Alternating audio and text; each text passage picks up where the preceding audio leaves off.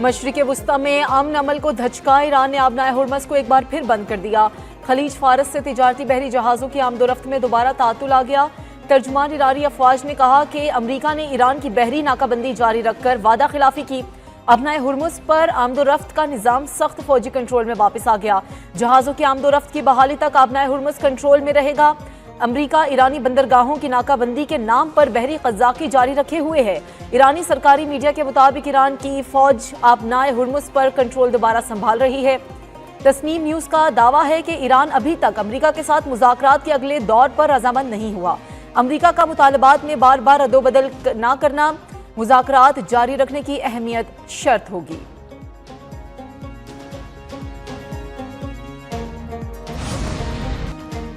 ایرانی پاسداران انقلاب کی 2 کشتیوں کی جانب سے آبنائے ہرمز میں آئل ٹینکر کو نشانہ بنایا گیا۔ برطانوی میری ٹائم ٹریڈ آپریشنز آرگنائزیشن کے مطابق یہ واقعہ عمان سے تقریباً 20 کلومیٹر شمال مشرق میں پیش آیا، تاہم اس واقعے میں ٹینکر اور اس کا عملہ محفوظ رہے۔ رائٹرز نے بتایا کہ کم از کم 2 تجارتی جہازوں پر اس وقت حملہ کیا گیا جب وہ آبنائے ہرمز سے گزرنے کی کوشش کر رہے تھے۔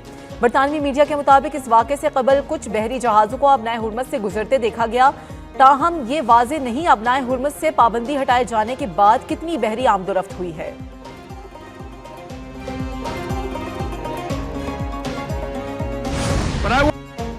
ایران سے متعلق اچھی خبر ہے، کل کوئی سرپرائز ہو سکتا ہے، کل کوئی ذہین شخصیت امریکہ میں ہوگی۔ امریکی صدر ڈونلڈ ٹرمپ کی میڈیا سے گفتگو، کہا کہ مذاکرات ویکینڈ کے دوران بھی جاری رہیں گے۔ آبنائے ہرمز پر ایران کو پابندیاں لگانے یا فیس وصول کرنے کی اجازت نہیں ہوگی۔ ایران سے ڈیل میں رقم کا تبادلہ نہیں ہوگا۔ ایران کو ایٹمی ہتھیار نہیں رکھنے دیں گے۔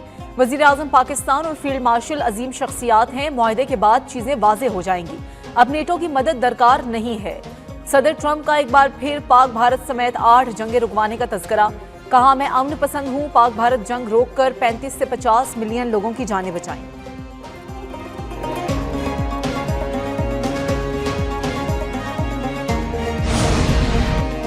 امریکہ ایران مذاکرات کا دوسرا دور پیر کو پاکستان میں ہوگا۔ امریکی ٹی وی کا ایرانی ذرائع کے حوالے سے دعویٰ، امریکی نشریاتی ادارے CNN کے مطابق امریکہ نے ایران سے مذاکرات کے شیڈیول کی تصدیق نہیں کی۔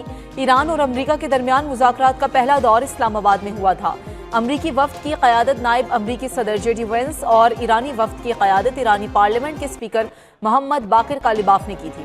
اسلام آباد مذاکرات کے بعد دونوں وفود نے چند معاملات پر اتفاق کرتے ہوئے ایک اور ملاقات پر رضامندی ظاہر کی تھی۔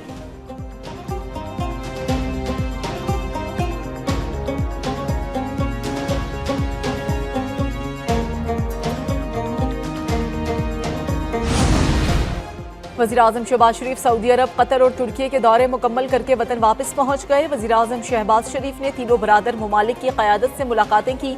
وزیراعظم انطالیہ ڈپلومیسی فورم میں شریک عالمی رہنماؤں سے بھی ملے۔ وزیراعظم کا خطے میں امن کے قیام کے لیے پاکستان کی کوششوں اور برادر ممالک کے ساتھ تعلقات کی مزید مضبوطی پر تبادلہ خیال۔ پاکستانی وفد میں نائب وزیراعظم اسحاق ڈار، وزیر اطلاعات عطا تارڑ، معاون خصوصی سید طارق فاطمی اور وزیراعظم کے ترجمان مشرف زیدی شامل تھے۔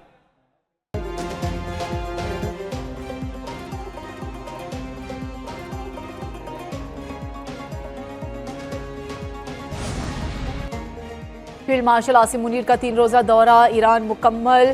ISPR کے مطابق فیلڈ مارشل سید عاصم منیر نے ایرانی صدر مسعود پزشکیان سے ملاقات کی۔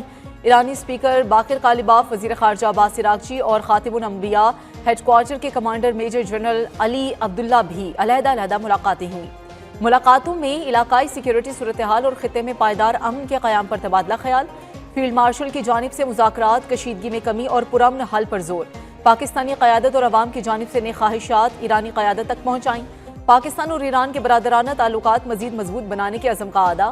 مشرق وسطی تنازع کے حل کے لیے پاکستان کے کردار کو فروغ دینے کے عزم کا اظہار۔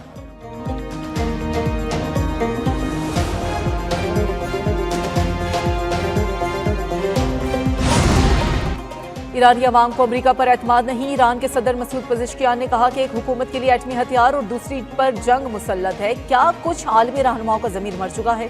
اسپیکر باقر کالیباف کا کہنا ہے کہ آبنائے ہرمز پر کوئی محاصرہ قبول نہیں اور نہ ہی کسی دباؤ کے آگے جھکیں گے۔ اپنا ہرمز سے گزرنے کا نظام نئے قواعد کے تحت کنٹرول میں ہے۔ امریکی بیانات زمینی حقیقت سے مختلف ہیں۔ مذاکراتی ٹیم اپنی مرضی سے کوئی فیصلہ کرنے کی مجاز نہیں۔ مذاکراتی ٹیم پر جھوٹے الزامات عائد کرنا بدنیتی پر مبنی ہے۔ ایرانی آرمی چیف کہتے ہیں کہ کسی بھی دھمکی یا جارحیت کا مقابلہ کرنے کے لیے تیار ہیں، آخری سانس تک اپنے عہد پر قائم رہیں گے۔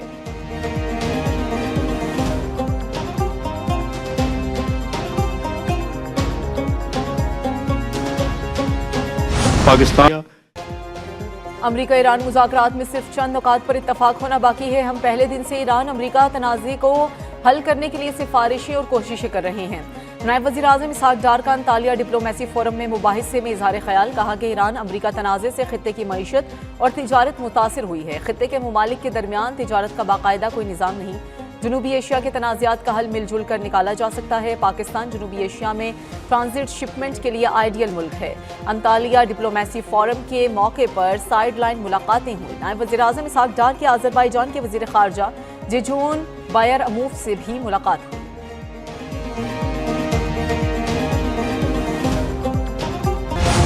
دہشت گرد افغانستان سے کارروائی ہتھیار کے طور پر استعمال کیا جا رہا ہے۔ ترجمان وزارت داخلہ بلوچستان بابر یوسف زئی کی پریس کانفرنس، کہا کہ دہشت گردوں کا کسی مذہب سے کوئی تعلق نہیں۔ والدین اپنی بیٹیوں کے رشتے جوڑنے سے پہلے چھان بین کریں۔ دہشت گرد بلوچستان کا مثبت چہرہ مسخ کر رہے ہیں۔ رحیمیہ بی بی کے خودکش بمبار خاتون کے سہولت کار اپنے شوہر منظور احمد سے متعلق اہم انکشافات، کہا کہ اس کے شوہر نے خودکش بمبار خاتون کو اپنے گھر رکھا۔ شوہر اپنا موبائل فون ہونے کے باوجود اس کا موبائل فون استعمال کرتا تھا۔ منظور احمد فرار ہو کر افغانستان چلا گیا۔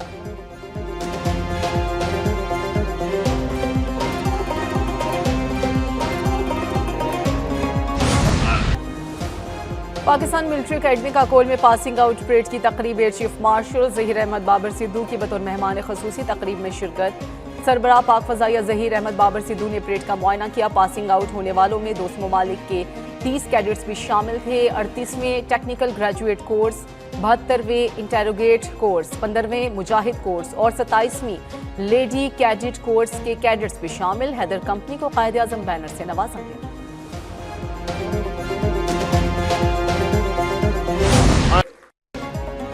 کسی بھی جاری حد کا منہ توڑ جواب دیں گے، مارکا حق میں پاک آرمی کی حکمت عملی دنیا نے دیکھی۔ دشمن پاکستان کی طاقت اور ہنر مندی دیکھ کر دنگ رہ گیا۔ Air chief marshal Zaheer Ahmed Babar Sidhu کا پی ایم اے کاکول میں پاسنگ آؤٹ تقریب سے خطاب، کہا کہ پاک فضائیہ نے نہ صرف دشمن کے جہاز گرائے بلکہ تاریخ رقم کی۔ پاکستان مذاکرات میں یقین رکھنے والا پرامن ملک ہے۔ مسئلہ کشمیر UN قراردادوں اور عوامی امنگوں کے مطابق حل ہونا چاہیے۔ پاکستان ملٹری اکیڈمی دنیا کی بہترین درسگاہوں میں سے ایک ہے۔